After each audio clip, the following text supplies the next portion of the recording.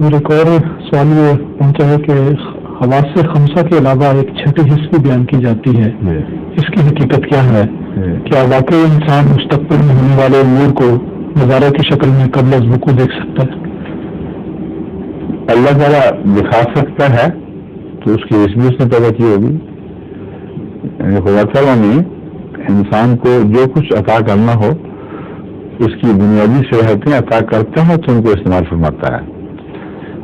اسی لیے یہ عجیب قانون قدرت ہے کہ بعض دفعہ بالکل بے دینوں کو بھی ایک سچی راہ آ جاتی ہے، یہ وہی کی ایک جھلک عطا ہو جاتی ہے، اور بعض دفعہ ثابت ہے کہ کنچنیوں کو بھی الہام ہو گیا. بس یہ جو ایک غیر معمولی ہونے والا واقعہ ہے یہ خدا تعالیٰ کے وجود کی شہادت کی چھینٹیں ہیں جو کل عالم پر پڑتے رہتے ہیں. لیکن وہ صلاحیت ان میں ثابت، یہ بات ثابت ہو گئی کہ ان کے اندر خدا تعالیٰ کا پیغام وصول کرنے کی صلاحیت تھی، جس کا تعلق مستقبل سے بھی، خبروں سے بھی ہو سکتا ہے اور کئی اثرات سے پردہ اٹھایا جا سکتا ہے. تو ہر شخص میں جیسے خدا کو سے ایک سلسلہ رسل و رسائل قائم کرنے کی صلاحیتیں بخشی گئی ہیں اگر خدا چاہے، تو اسی طرح انسان کو مستقبل کے متعلق کچھ کسی حد تک ایک مبہم سے شعور بھی عطا فرمایا گیا ہے تاکہ یہ گواہی بھی ہو جائے کہ انسان مستقبل کے خدا تعالیٰ بھی مستقبل پر جو نظر رکھتا ہے تو یہ اس کی شان کے مطابق ہے، اور وہ عقل جو تمہیں خدا نے عطا کی ہے اس پر اعتراض نہیں کر سکتی. یہ حکمت ہے کہ پیراسائیکالوجی کی مضمون میں یہ بحثیں بھی اٹھائی گئی ہیں اور تحقیق کی گئی ہے کہ ایک انسان خدا کے حوالے کے بغیر کسی حد تک کسی آنے والے واقعات پر کبھی اچانک اطلاع پا سکتا ہے.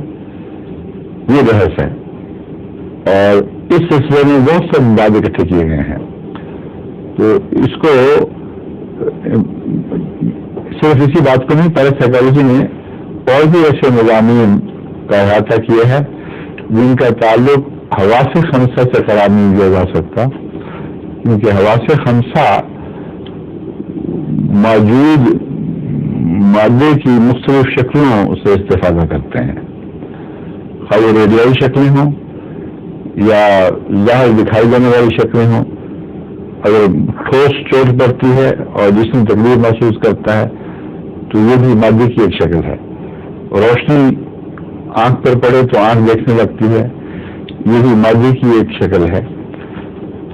مگر کوئی بھی حواس خمسہ کی صلاحیت ایسی نظر نہیں آتی جو مادے کی مدد کے بغیر کوئی شعور حاصل کر سکے. اس لیے سائنسدانوں نے بجائے یہ کہنے کے کہ حواس خمسہ میں کچھ غیر معلوم خواص بھی پائے جاتے ہیں جن کی شہادت کبھی کبھی ملتی ہے مگر سائنس کی دنیا میں ہم ان کی کوئی وجہ پیش نہیں کر سکتے. انہوں نے یہ محاورہ زیادہ پسند کیا ہے کہ ایک سکس سینس پیدا ہو گئی ہے. تو ایک اور بھی شعور کی قسم ہے جس کا حواس خمسہ سے تعلق نہیں ہے، وہ چھٹی حص ہے، اور اس چھٹی حص کو انٹویشن بھی کہہ دیتے ہیں روزمرہ کی زبان میں. کسی چیز کو، کسی وجود کو، کسی ماں کو ایک گھبراہٹ ہونا شروع ہو جاتی ہے کہ پتہ نہیں میرا بچہ ٹھیک نہیں ہے، اور واقعتاً پتہ چلتا ہے کہ عین اس وقت اس بچے کو حادثہ پیش آیا ہے. یہ چھٹی حص کی مثالیں ہیں جن کا الہام سے تعلق نہیں نظر آتا، کیونکہ میرے کو بہت سب میں برابر اسی قسم کے اتفاقی حادثات ہوتے رہتے ہیں. بعض سائنسدانوں نے جب اس میں جستجو کی تو باقاعدہ جس طرح سائنسی تحقیق کے بعد خاص شرطوں کے ساتھ قواعد اکٹھے کیے جاتے ہیں، اس قسم کے واقعات کی چھان بین کی گئی، ان کے قواعد اکٹھے کیے، اور بعض حیرت انگیز باتیں سامنے آئیں. مثلا یہ بھی دعویٰ ہے محققین کا کہ جو بعض جڑواں بچوں میں اتنا گہرا تعلق ہوتا ہے کہ ان کی چھٹی حص، 5 حصے نہیں بلکہ چھٹی حص اس تعلق کو مضبوط کر دیتی ہے اور اس تعلق میں کار فرما دکھائی دیتی ہے.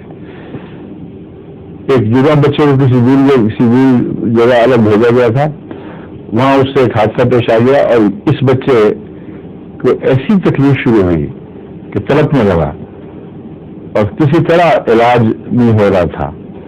کہ جب خبر آئی اور اس بچے کے ایکسیڈنٹ کے نتیجے میں وہ بچ گیا تو پھر ساتھ ساتھ یہ بھی ٹھیک ہونا شروع ہوا.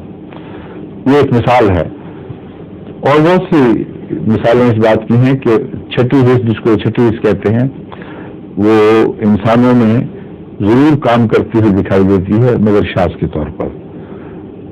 اب یہ بحث الگ ہے کہ وہ چھٹی حص ہے یا ہر حص میں اللہ تعالیٰ نے ایک لطیف صلاحیت بخشی ہوئی ہے جو انسانی عقل کی پہنچ سے بالا ہے، اور اس لطیف صلاحیت کو اللہ تعالیٰ جب چمکاتا ہے تو اسی کے ذریعے اپنا رابطہ کرتا ہے.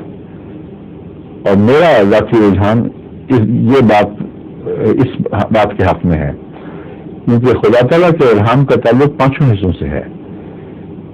احساسات سے بھی ہے، نظر سے بھی ہے، کانوں سے سنوائی سے بھی ہے، اور گرمی سردی کے احساس سے بھی ہے.